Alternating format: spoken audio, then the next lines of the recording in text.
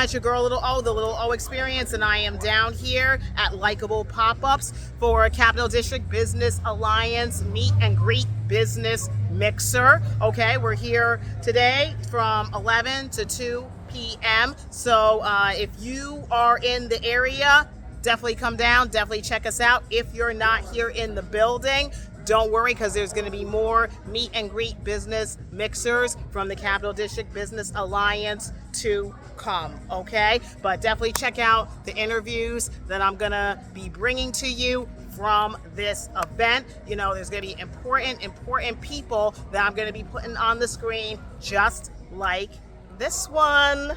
Hey, it's your girl Little O, the Little O Experience, and I am down here at the Capital District Business Alliance Meet and Greet Business Mixer and Likeable Pop-Ups here in Albany, and things are just kind of, winding down. Everybody's kind of still fellowshipping and mingling, but things are winding down because it is sadly coming to a close. So but we've been here since 11 a.m., and like I said, it's that time to wrap it up. But before I wrap it up, I want to get this lady on camera right here. Miss Crystal, what's your last name? Williams. Crystal Williams. Yes. Okay. Now tell people, a little bit about yourself, what you do, your organization, that type of thing. Well, I'm an executive director. I've been in mental health for 30 years. Okay. So this is my passion. I enjoy it. Like, when I go to work, it's really not work. It's really play for me. So okay. I love it. Anyhow, I am the executive director of a mental health / homeless agency. Okay. Okay. We provide lunch, breakfast, and dinner to individuals who are homeless and who are mentally ill. Our priority is mental health. Okay. So we cater towards the mental health, but we also serve the homeless.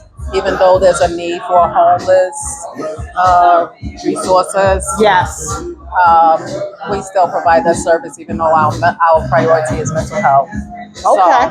So we provide food, we provide socialization, meet and greets, activities, groups, meditation groups, men's groups, women groups. Okay. And this is 7 days a week. Oh, wow. 7 days a week at Central Avenue in Albany. All right. We're open from 9 a.m. to 4. Okay. On the weekends, we're open from 11:30 to 4. Oh, wow. Okay. Yeah. Then we also provide housing for male individuals who also were homeless and that meets the mental health criteria.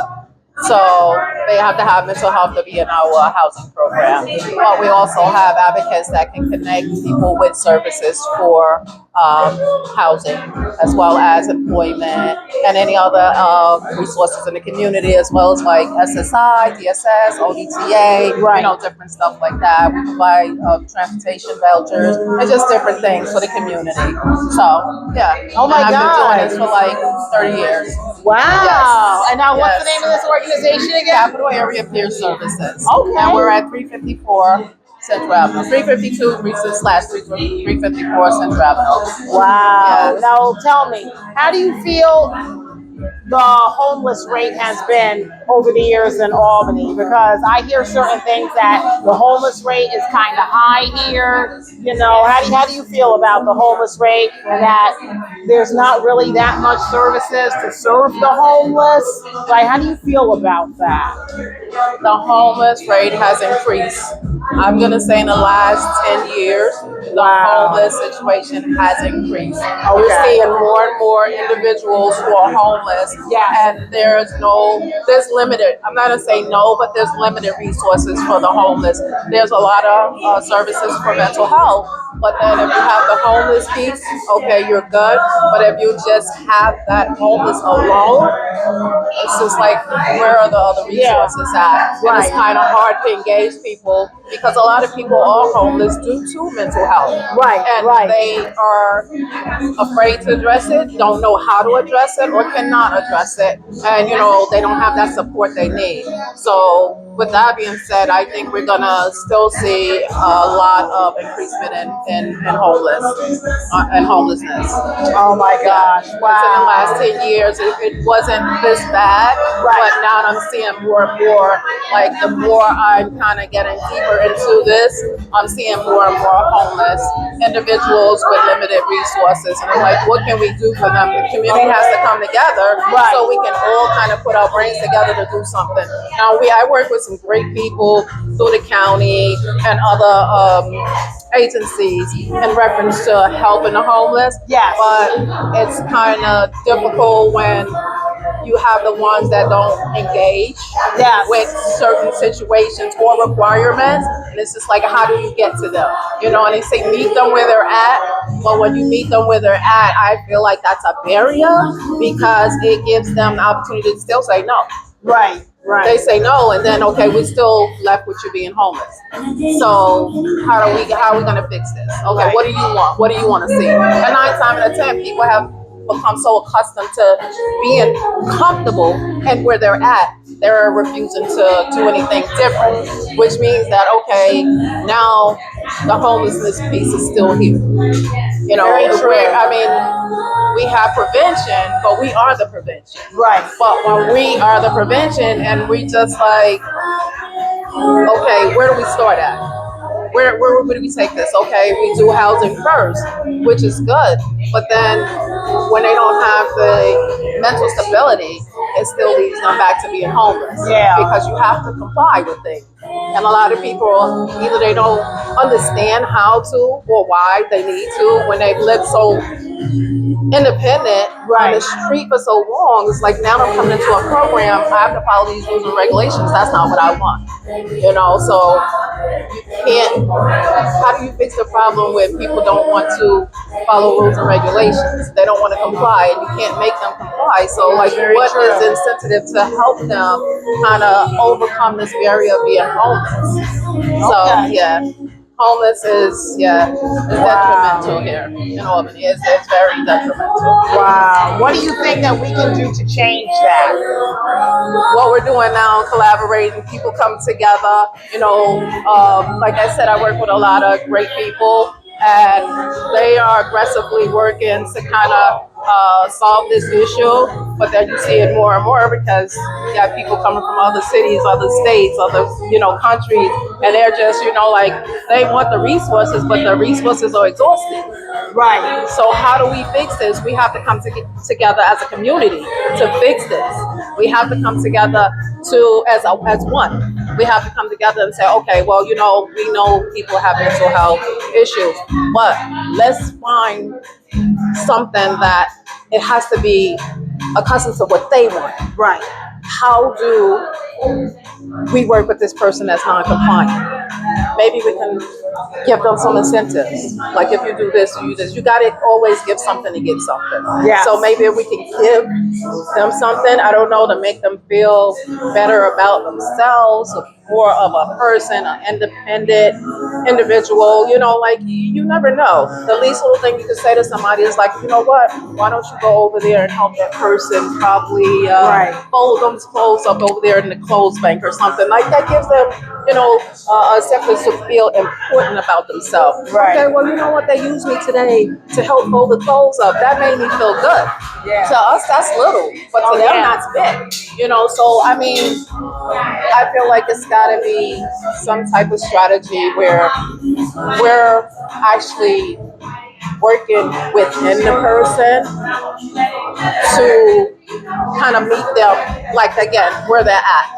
What do they want? What do they see themselves doing? Where do they want to be at in a couple of years? You know how they ask us, where do you see yourself in 5 years? Yeah. Okay, where do you see yourself in 6 months?